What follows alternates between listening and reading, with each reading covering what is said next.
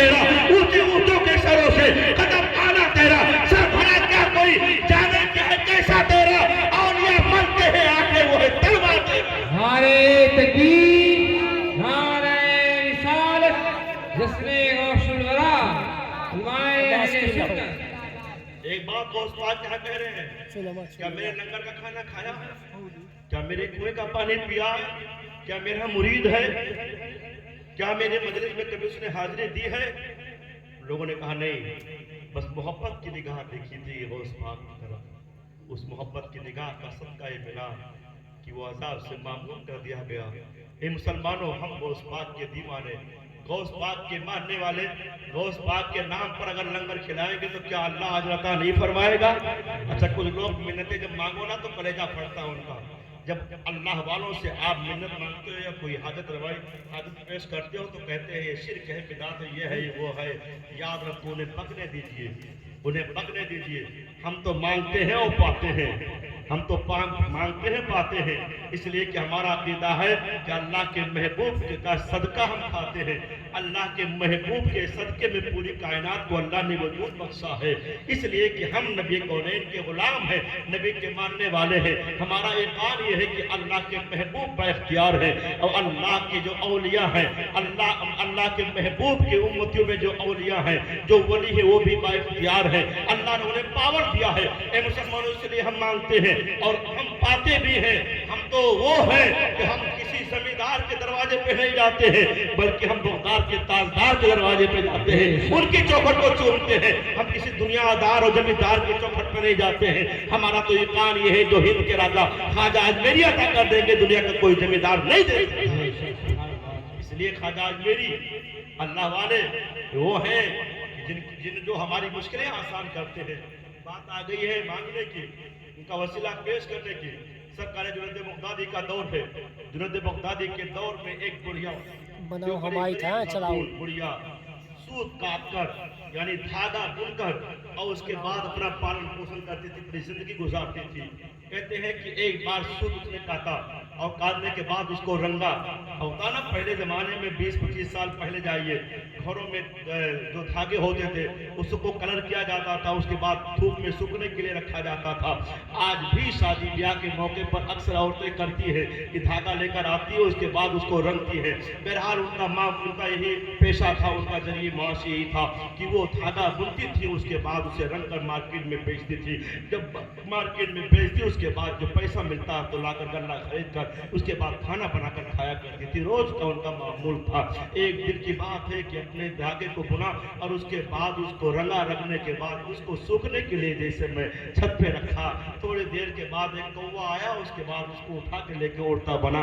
اب ایک خاتون دیکھ رہی ہے، اب اگر کہیں زمین پر تو دوڑتی، آسمان میں کوا لے کر اڑ کر چلا گیا مایوسی کے عالم میں، لیکن سوچنے لگی پروردگار میں جنید بغدادی کی مجلس میں حاضر ہوتی ہوں، جنید بغدادی بار بار کہتے تو کریم ہے تو رحیم ہے، اے مولا تو کیسا کریم ہے کیسا رحیم ہے، اے میرے پروردگار یہ بڑھیا نہ اس کا کوئی سہارا ہے، نہ تو کوئی اس کو دیکھنے والا ہے، نہ اس کا کوئی پڑوسی خیال رکھنے والا ہے، یہ غریب بڑھیا اس کے لیے کل اثاثہ بھی تھاکا تھا، اے میرے پروردگار وہ بھی کوا اٹھا لے گیا، آج مجھے فاقہ کرنا پڑے گا، تو کیسا کریم ہے کیسا رحیم ہے۔ میں جنید بغدادی سے پوچھوں کہ اے جنید بغدادی تم بار بار کہتے تھے اللہ کریم ہے اللہ رحیم ہے، لیکن اللہ کریم رحیم کیسے ہے کہ وہ میں خاتون میں کمزور خاتون ہوں اور میرا کل اثاثہ وہی دھاگا تھا اور وہ دھاگا کوا اٹھا کر لے کر چلا گیا، آخر میرے اوپر کیسا ظلم کیا کوے نے، آخر میں کمزور مجبور عورت بڑھیا ہوں، میرا کوئی سہارا نہیں، میرے پاس کچھ اور بھی نہیں ہے، اب میں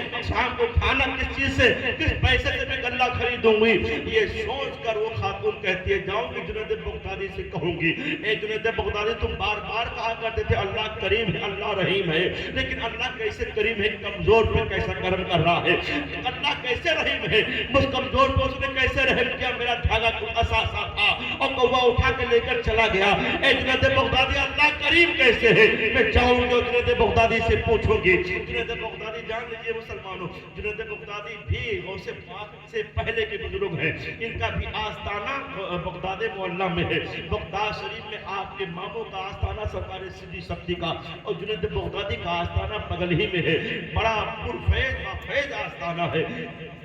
बगदाद शरीफ में आपका आस्थाना। तो जुनैद बगदादी ये पहले के बुजुर्ग हैं, लेकिन गौसे आजम का हाल ये है कि गौसे पाक रज़ी अल्लाह तआला अन्हु का एहतराम पहले के बुजुर्ग किए।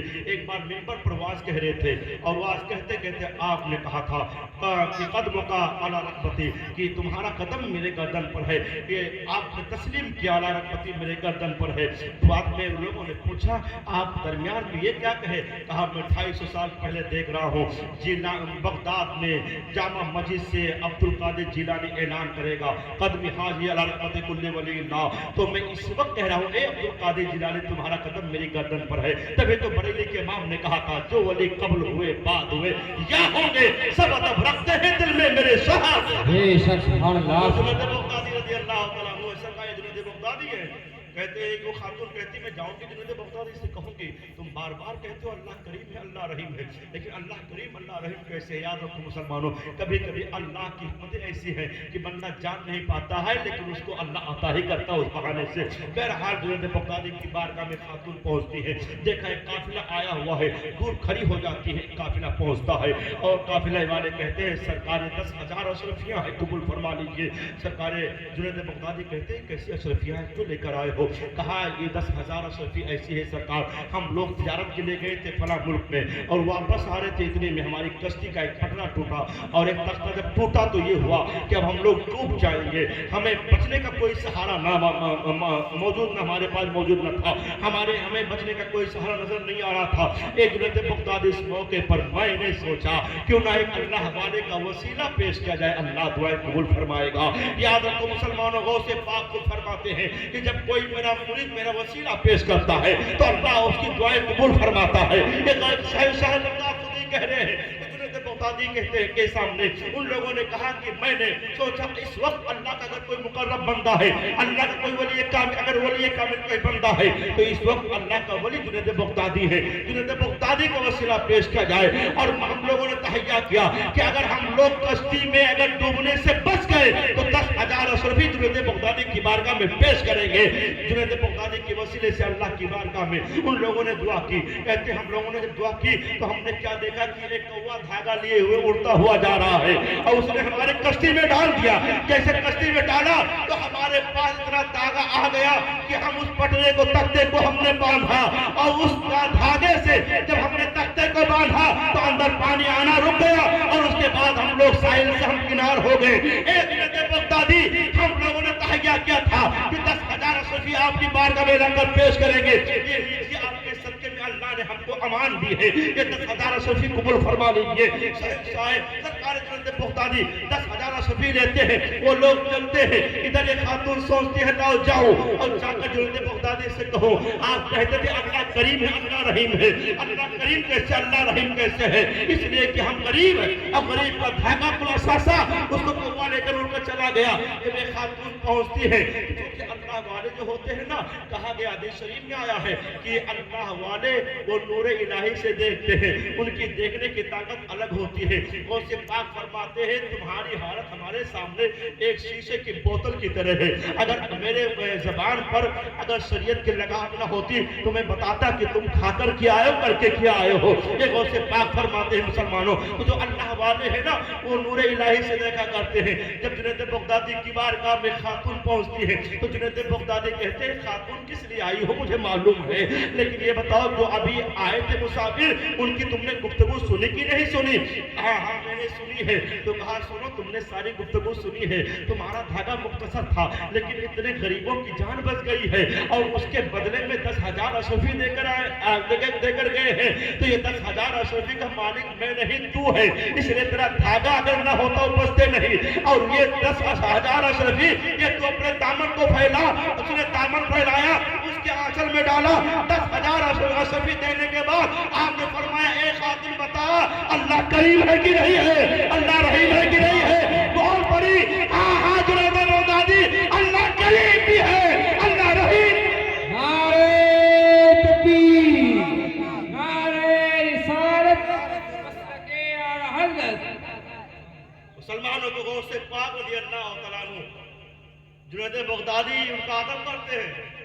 जुनैद बगदादी के वसीले से दुआ मांगने वाला साहिल से हम किनार होता है।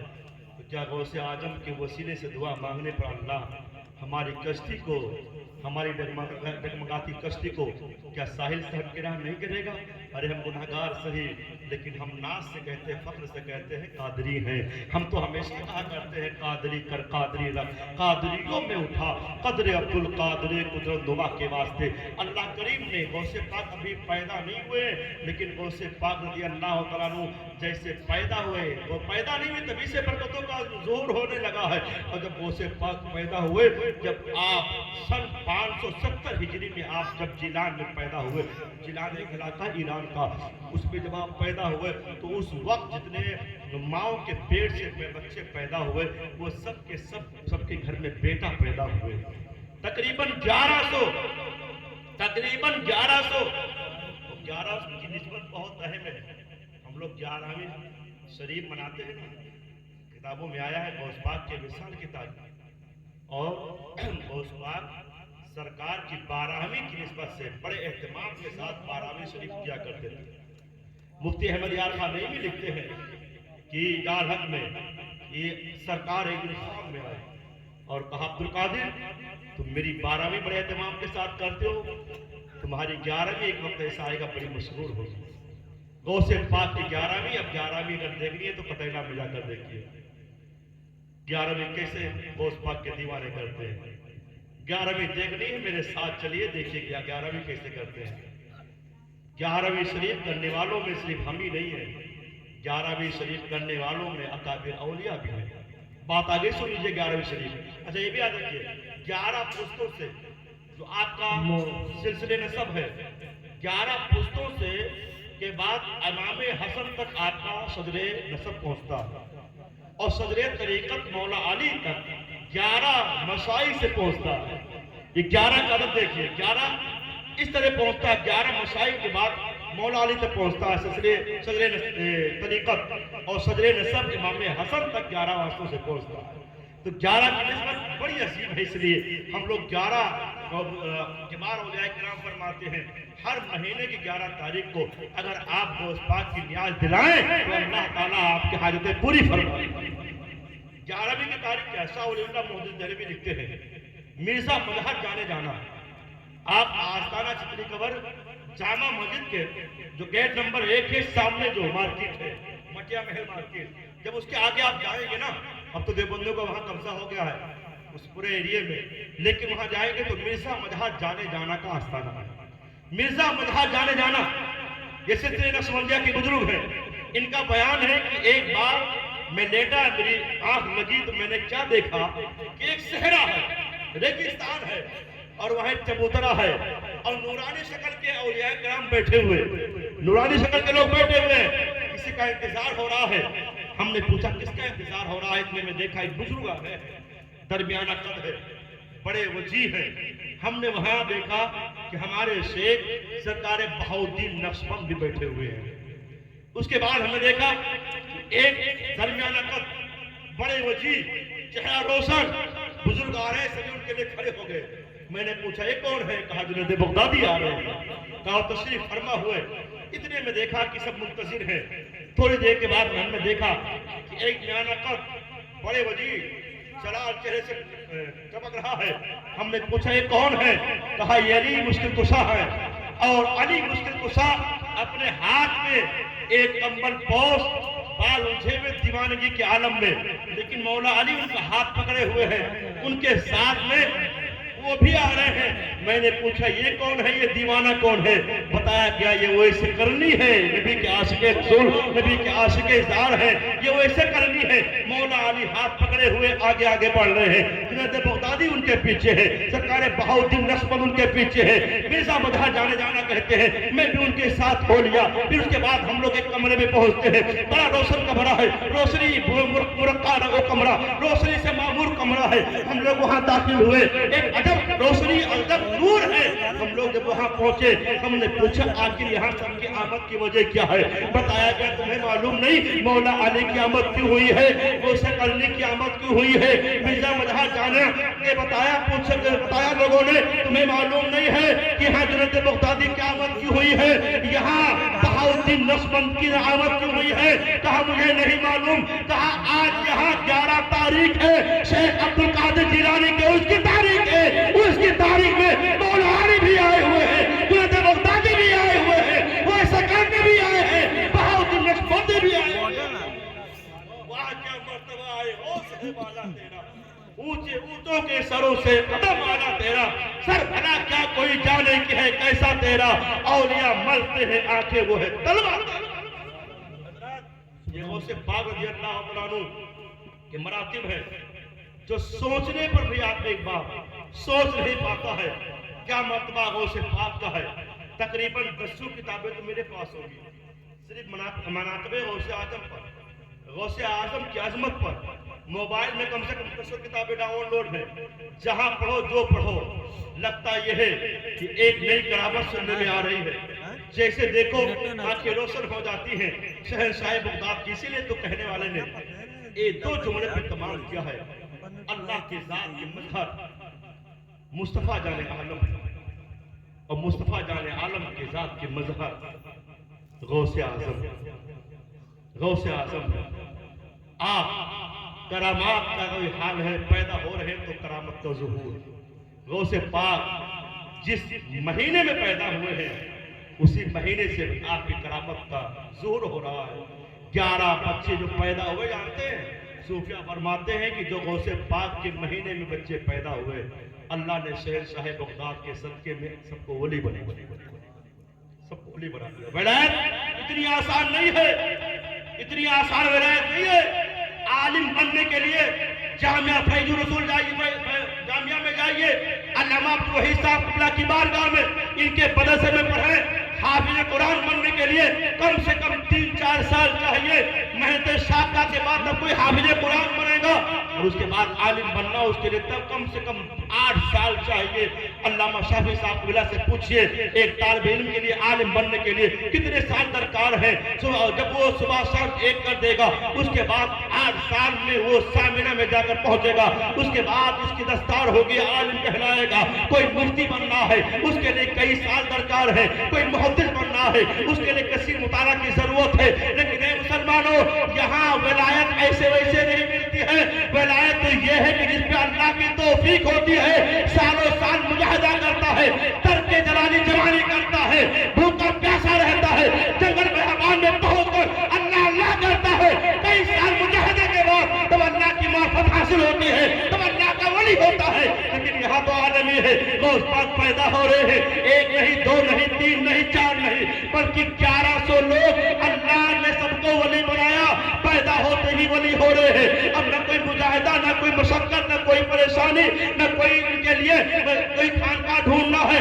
अल्लाह करीम ने गौसे पाक के सदके में उन सबको मर्तबे विलायत अता फरमा दी है। मुसलमानों की तरफ आसान नहीं है वलायत, लेकिन गौसे पाक का सदका मिला है तो 1100 वली बना दिए गए हैं, 1100 वली बन रहे हैं। ये शहंशाह बगदाद का सदका है। हम तो बस इतना चाहते हैं गौस पाक का सदका मिल जाए, अल्लाह गुनाहें माफ फरमा दे। गौस पाक का सदका मिल जाए, अल्लाह खताएं माफ फरमा